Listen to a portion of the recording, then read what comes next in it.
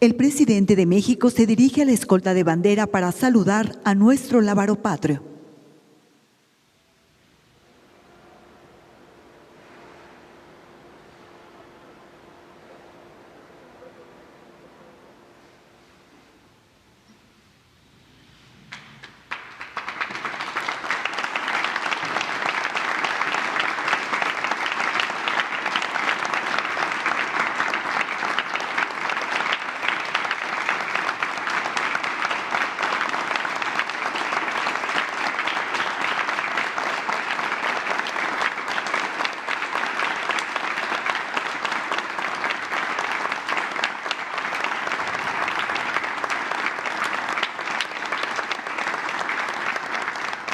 Se rendirán los honores al presidente constitucional de los Estados Unidos mexicanos y comandante supremo de las Fuerzas Armadas.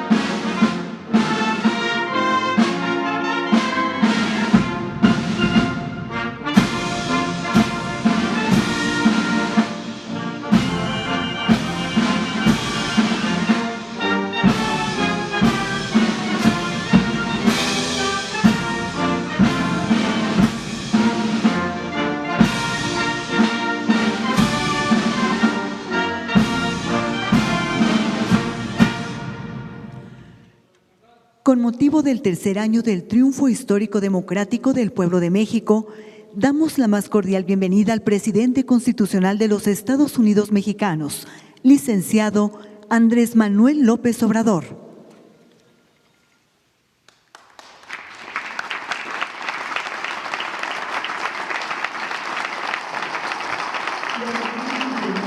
Gabinete legal y ampliado del Gobierno de México, representantes de los medios de comunicación y quienes nos siguen por Internet a través de las redes sociales. Sean todos bienvenidos. Escuchemos el mensaje que dirige el licenciado Andrés Manuel López Obrador, presidente constitucional de los Estados Unidos mexicanos. Amigas, amigos, integrantes del Gabinete de Gobierno, representantes de instituciones, mujeres, hombres, servidores públicos. Como es costumbre, cada 3 meses informamos al pueblo de México sobre la situación que guarda el país y la forma en que gobernamos. En los 3 meses que corresponden a este informe, se han presentado signos alentadores de recuperación de las crisis sanitaria y económica. De abril a junio se redujo considerablemente el número de contagios y, lo más importante, en este periodo se han registrado menos fallecimientos por COVID. Aunque se trata de un comportamiento mundial, porque ya empieza a sentirse el efecto positivo en la aplicación de nuevos medicamentos, especialmente por la vacuna, no debemos dejar de reconocer el esfuerzo conjunto hecho por el pueblo y el gobierno para ir recuperando poco a poco la normalidad. Que no se olvide la actitud responsable de muchos mexicanos que se han cuidado, ya sea en sus domicilios o quienes tienen la necesidad imperiosa de salir a buscar el sustento diario en la calle. Que no se borre de la memoria la forma en que se cuidó en la familia a los adultos mayores y a quienes padecen de enfermedades crónicas. Agradezcamos a los que cerraron un negocio pero no dejaron de pagar a sus trabajadores. Expresemos nuestra gratitud a los médicos, enfermeras y trabajadores de la salud que arriesgaron sus vidas para salvar a otros. Todos estos gestos de amor y solidaridad verdadera han ayudado a sobrellevar los sacrificios y el sufrimiento. La fraternidad se ha hecho presente también para quienes perdieron a sus seres queridos a causa de la terrible pandemia del COVID. En cuanto a nuestra actuación, hemos hecho todo lo que humanamente es posible para enfrentar esta pandemia y salvar vidas. Es público y notorio que informamos y respondimos a tiempo, que levantamos con oportunidad el sistema de salud pública que estaba en ruinas. No titubeamos en destinar recursos a la atención de la pandemia. En 15 meses el presupuesto de salud se ha incrementado en 70,000 millones de pesos. Se terminaron, reconvirtieron y equiparon hospitales.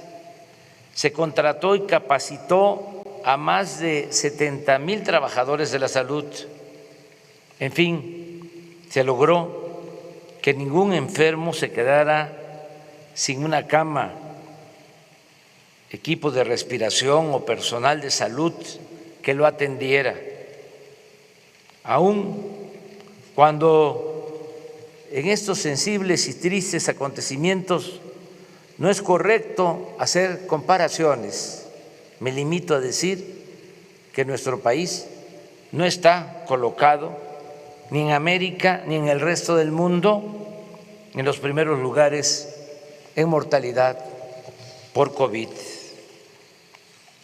El Programa Nacional de Vacunación ha funcionado con eficacia y ha llegado a todos los pueblos de México.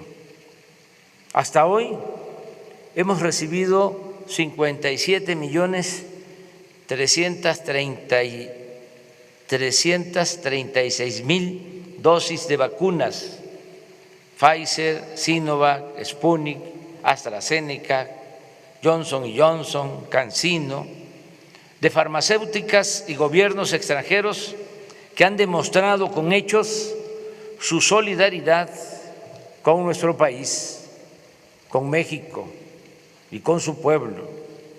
Destaco el apoyo de Cuba, de Argentina, de Estados Unidos, de Rusia, de China, de India. Llevamos el 35% de toda la población mayor de 18 años vacunada.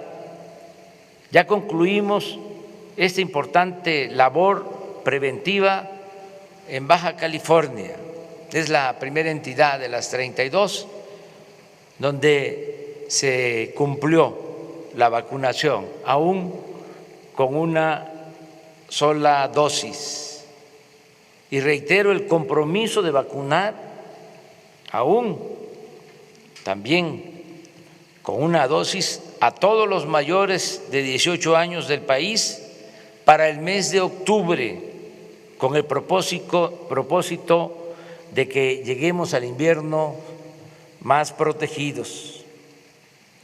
El tener en la actualidad 19 estados con semáforo verde, 8 en amarillo, 5 en naranja y ninguno en rojo es también un buen indicador para la normalización de la actividad productiva, educativa y social del país. En el campo se está produciendo sin limitaciones. El año pasado la producción agropecuaria aumentó 2% y lo ha hecho otro tanto en lo que va de este año. El sector industrial está en franca recuperación y lo mismo el comercio, el turismo, los restaurantes, la aviación y otros servicios. Casi todos los pronósticos para este año coinciden en que la economía crecerá alrededor del 6%. No hemos contratado deuda pública adicional y como no sucedía en 3 décadas, el peso no se ha devaluado durante los primeros 2 años y medio de nuestro gobierno. El salario mínimo ha aumentado en 44% en términos reales, como no se veía en 36 años. No hemos aumentado en términos reales los precios de las gasolinas, el diésel, la luz. El gas ha aumentado un poco por encima de la inflación, pero ya vamos a corregir ese aumento muy pronto. Desde que llegamos al gobierno hasta la fecha, el índice de la Bolsa de Valores ha crecido en 20%. La inflación se mantiene estable. La tasa de interés que fija el Banco de México se ha reducido durante nuestro gobierno en 3.75%. Las reservas del Banco de México a finales de la administración pasada, el 30 de noviembre de 2018, eran de 173.775 millones de dólares. El día de hoy son de 192.886 millones de dólares, casi 20.000 millones de dólares más.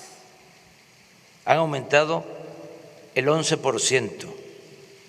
También es satisfactorio informar que de los 20.613.000 trabajadores inscritos en el Seguro Social antes de la pandemia, se perdieron 1.395.000, pero ya hemos recuperado 957.248, de modo que solo nos faltan 438.156 para estar como antes de la crisis sanitaria.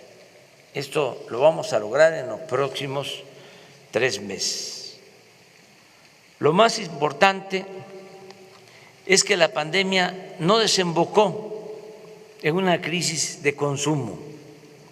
Gracias a las remesas y a los apoyos de los programas de bienestar que llegan y se aplican de abajo hacia arriba, de los más pobres hacia la cúpula de la pirámide poblacional, se ha podido evitar la falta de alimentos y otros bienes de primera necesidad.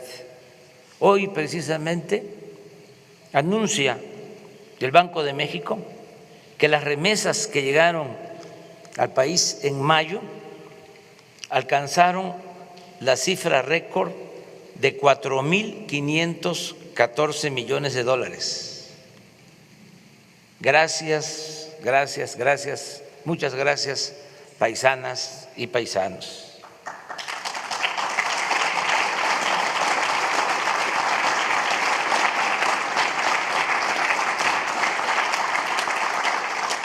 No ha habido asaltos a comercios, ni actos de vandalismo o desesperación por hambre o desatención a las necesidades básicas de la gente. Hay gobernabilidad en nuestro país. En materia de seguridad pública también hemos avanzado, aún con la complejidad del problema que heredamos. Ya estaban integradas las bandas, los grupos delictivos cuando llegamos. No creo que se hayan creado nuevos grupos en estos 2 años y medio. Es el Cártel Jalisco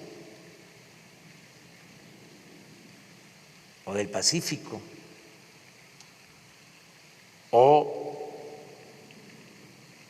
el de Guanajuato,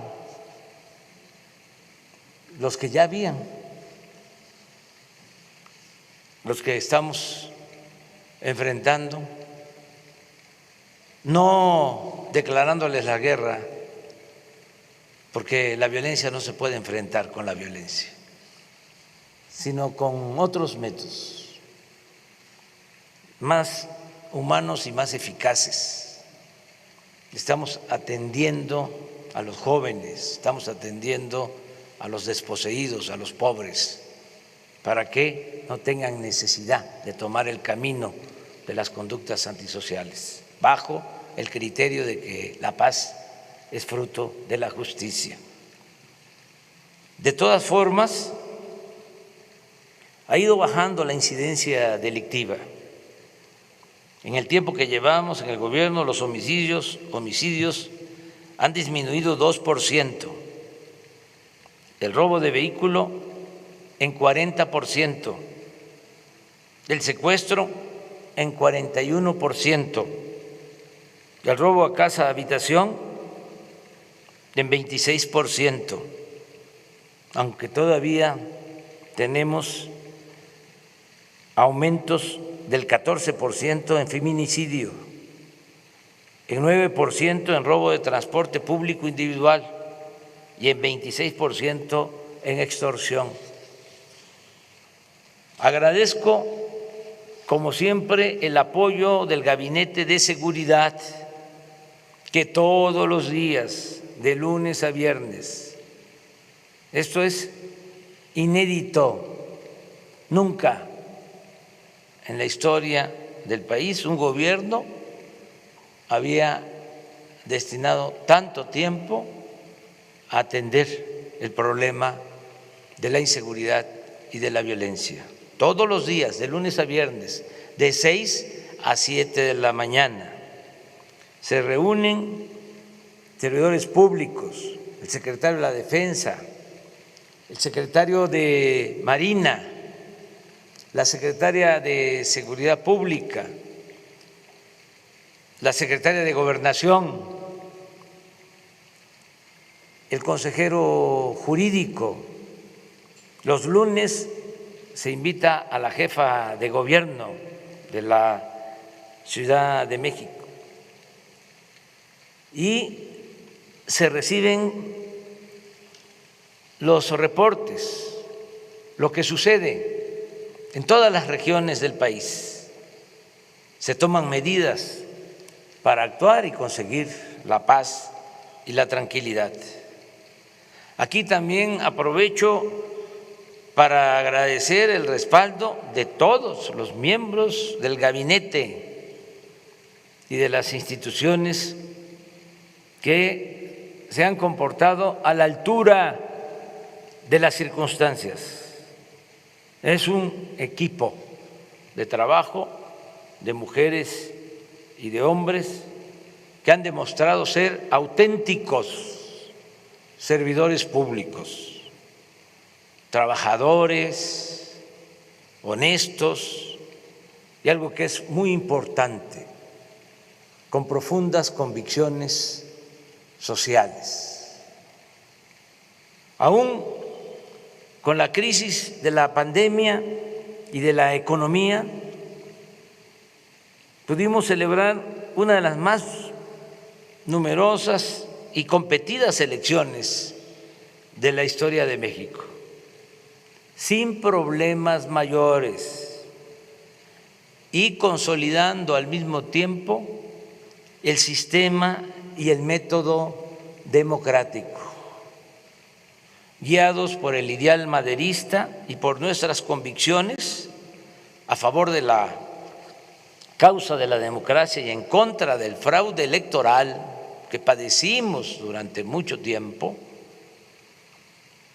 Ya estando en el gobierno, nos comprometimos a que el presupuesto no se utilizaría para beneficiar a ningún candidato y a ningún partido. Y cumplimos. Es decir, que como pocas veces en esta ocasión no se llevaron a cabo elecciones de Estado.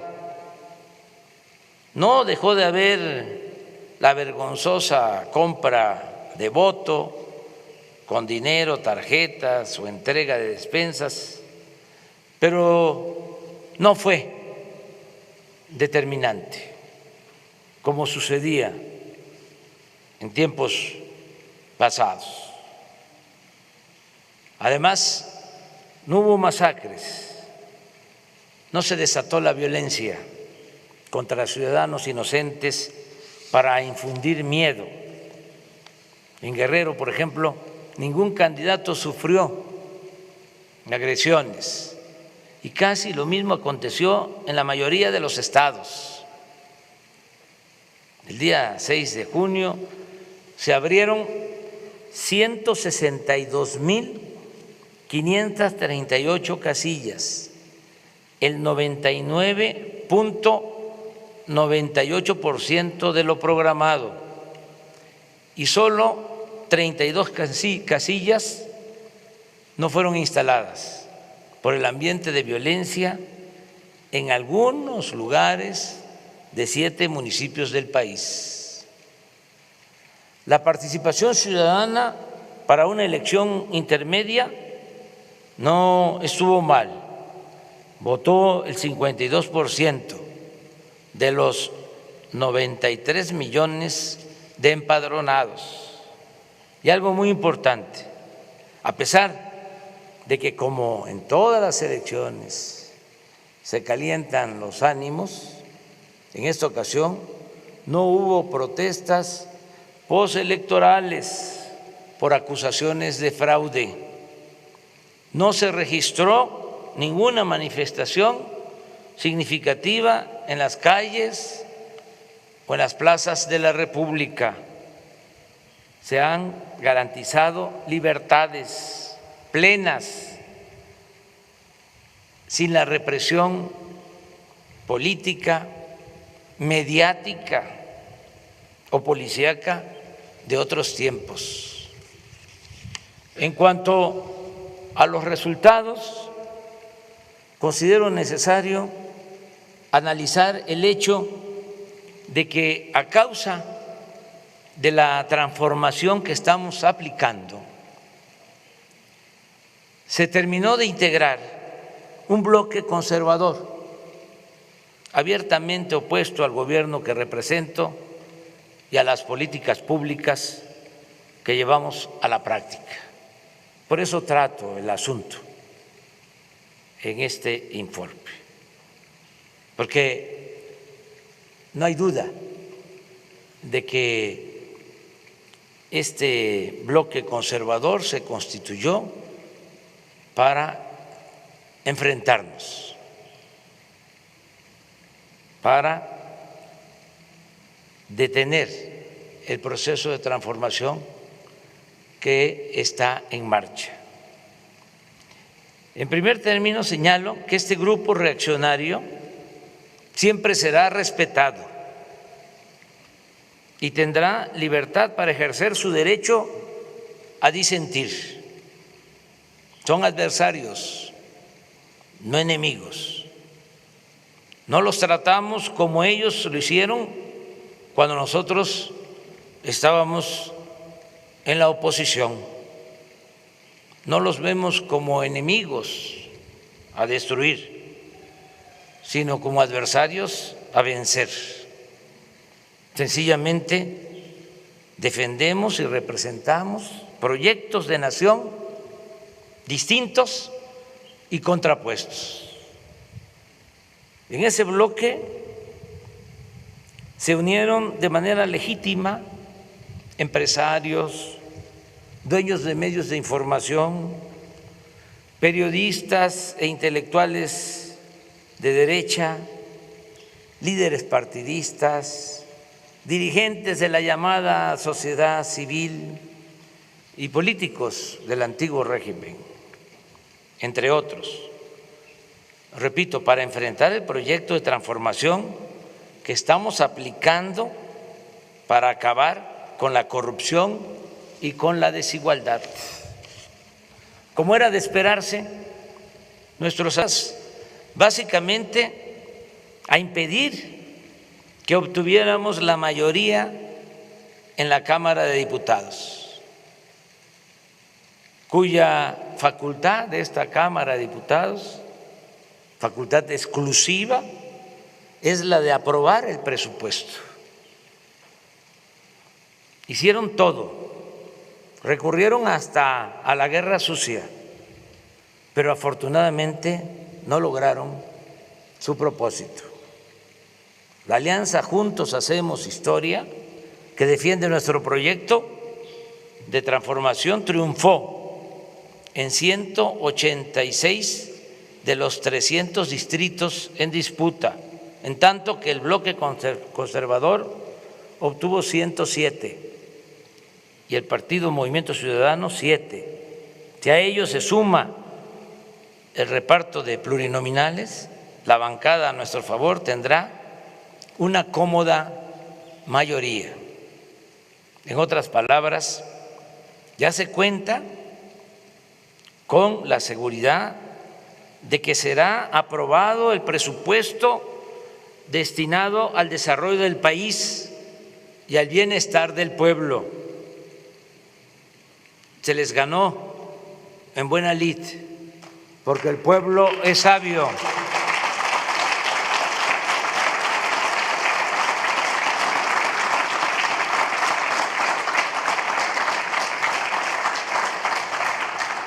No podrán detener las ayudas destinadas a los pobres,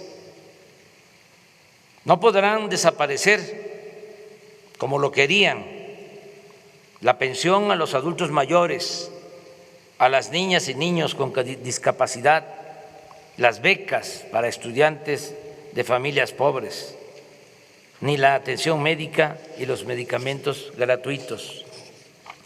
Tampoco podrán frenar el programa Sembrando Vida, ni el de jóvenes construyendo el futuro, ni el aeropuerto Felipe Ángeles, ni el Tren Maya, ni el Banco de Bienestar, ni el Internet para todos, ni el proyecto del Istmo de Tehuantepec, ni nada que vaya destinado a los pobres, a los que aborrecen, porque con honrosas excepciones los conservadores son clasistas, racistas e hipócritas.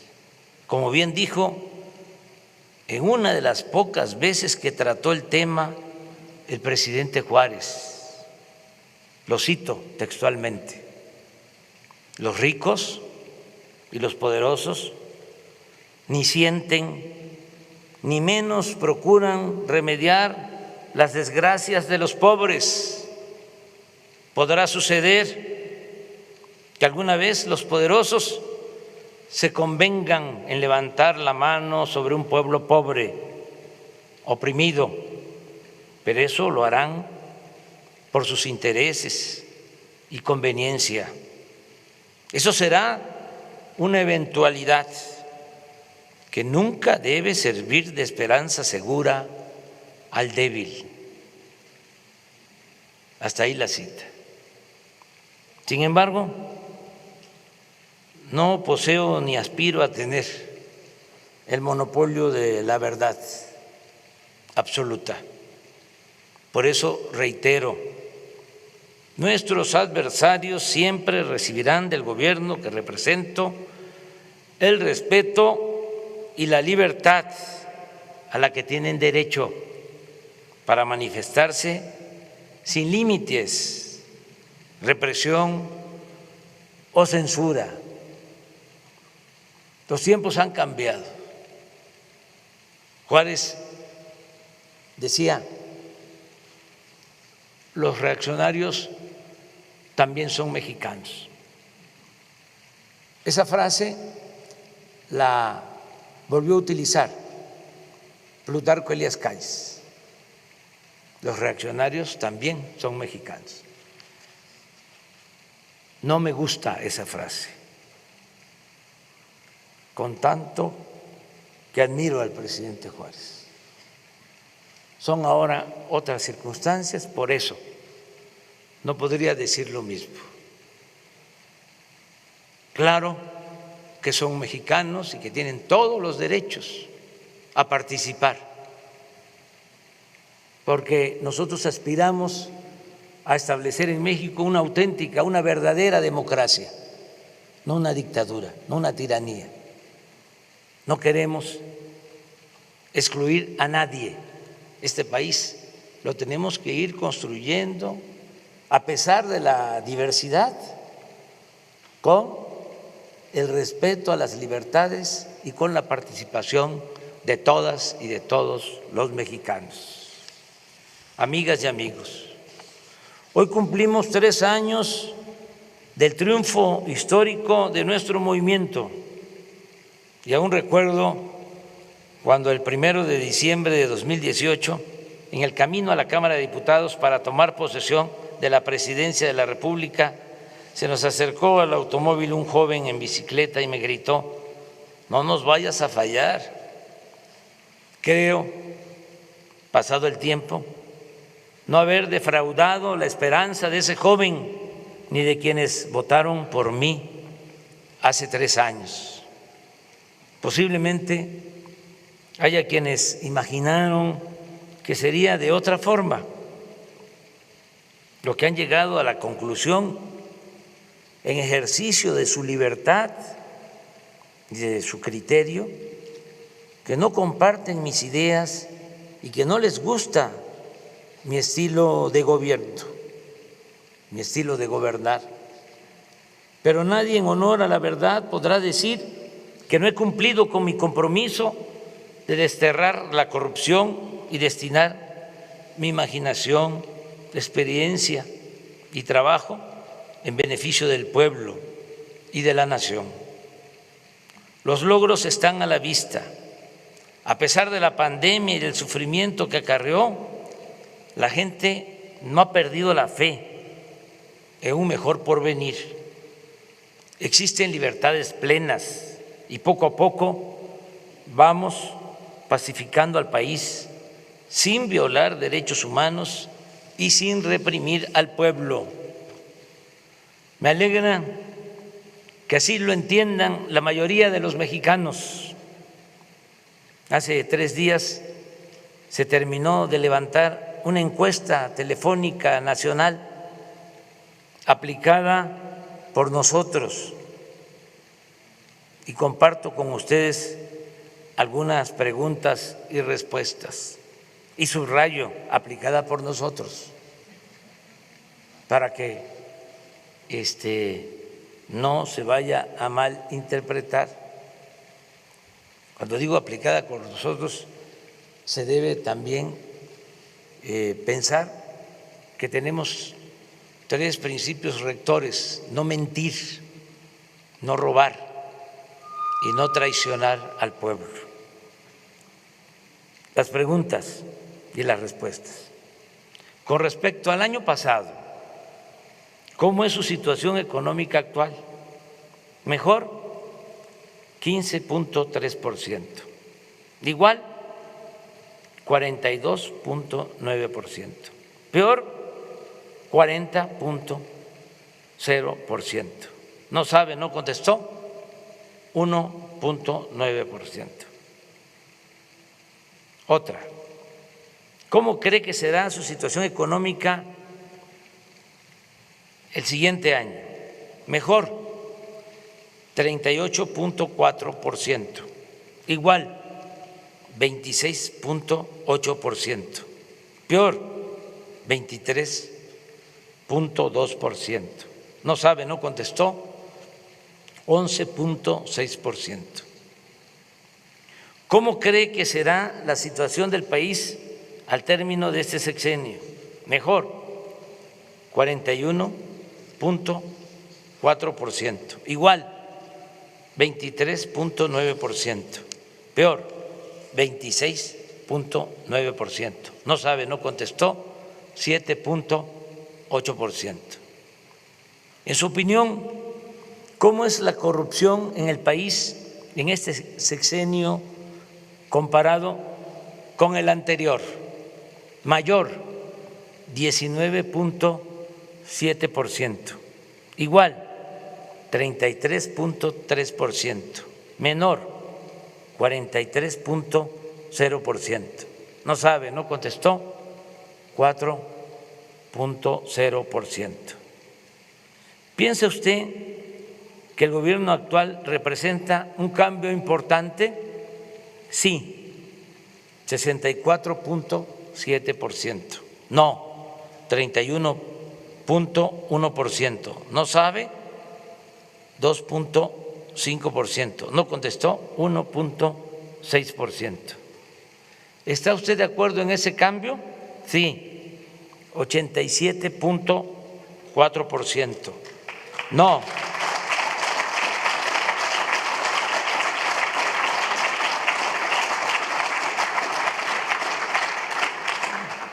9.6%. No sabe, 1.6%. No contestó, 1.4%. En una escala del 0 al 10, donde 0 significa que lo hace muy mal y 10 muy bien, ¿qué calificación le daría al presidente de la República? 6.7 en promedio. La revocación de mandato propone que si el pueblo no está satisfecho con la forma de gobierno del presidente en turno, se puede votar para que renuncie antes de terminar su sexenio. Si hoy fuera la consulta para valorar el trabajo del presidente, ¿usted votaría porque renuncie o que termine su sexenio? Porque continúe, 72.4%.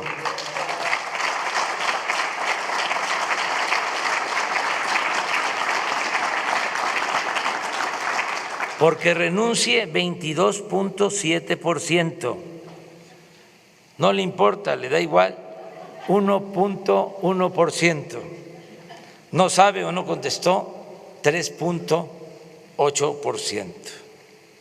En fin, estamos bien calificados, pero aspiramos a convencer a más gente a que se vaya creando más conciencia, que haya más revolución de las conciencias, a informar, a orientar, a concientizar, convencer para elevar a rango supremo la honestidad y hacer gala, sentirnos orgullosos de la gran reserva de valores culturales, morales y espirituales que heredamos de nuestros antepasados. Esa es la grandeza de México. La fraternidad, como se afirma en la Guía Ética para la Transformación de México, es hacer propios los problemas de los demás. La fraternidad es el compromiso activo y afectivo, pero respetuoso en la búsqueda de soluciones a problemas de los demás. Idealmente debe ser la guía de la acción social de estados, gobiernos, instituciones, sociedades e individuos a fin de superar o aliviar el sufrimiento, la carencia y la indefensión de millones de personas. Es un deber colectivo de las naciones ofrecer a cada uno de sus hijas, a cada una de sus hijas e hijos, una cuna para nacer, un pupitre para aprender, herramientas para trabajar, una cama para dormir, una mesa para comer, un techo para guarecerse, un lugar en el hospital para curarse y una tumba para descansar. ¿Y cuál es la recompensa que obtendremos por dedicar el tiempo, todo el tiempo que sea posible a esta noble tarea? La recompensa será el estar bien con nuestra conciencia y con el prójimo y gozar de la inmensa felicidad que produce el ayudar a vivir a todas y todos en un país más libre, más justo, más seguro, más pacífico y más próspero. Termino, amigas y amigos, mexicanas, mexicanos, enviando este breve mensaje a todas, a todos ustedes, al pueblo de México. Gracias por refrendar su confianza en mi persona. Repito, yo siempre estaré a la altura de ustedes y nunca, jamás los traicionaré. Gracias, gracias, gracias, gracias de todo corazón. Muchas gracias.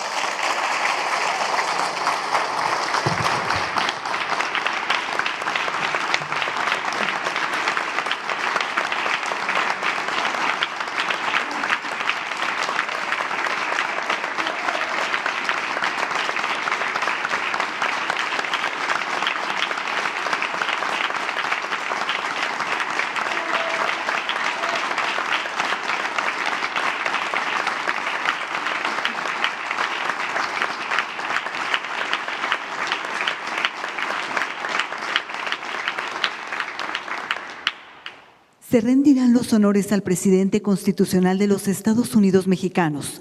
Se les invita a permanecer de pie para entonar nuestro himno nacional.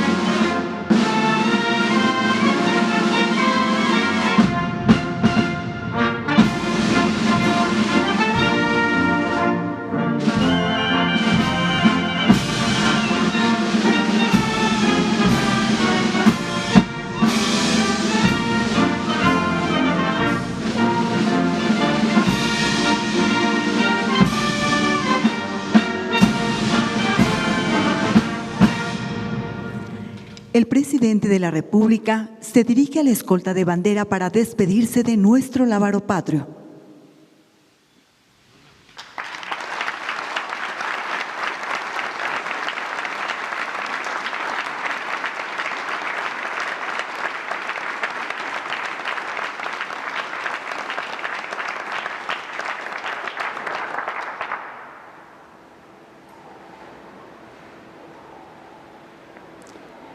Se agradece la asistencia del presidente de México, de nuestros distinguidos invitados, medios de comunicación y público en general.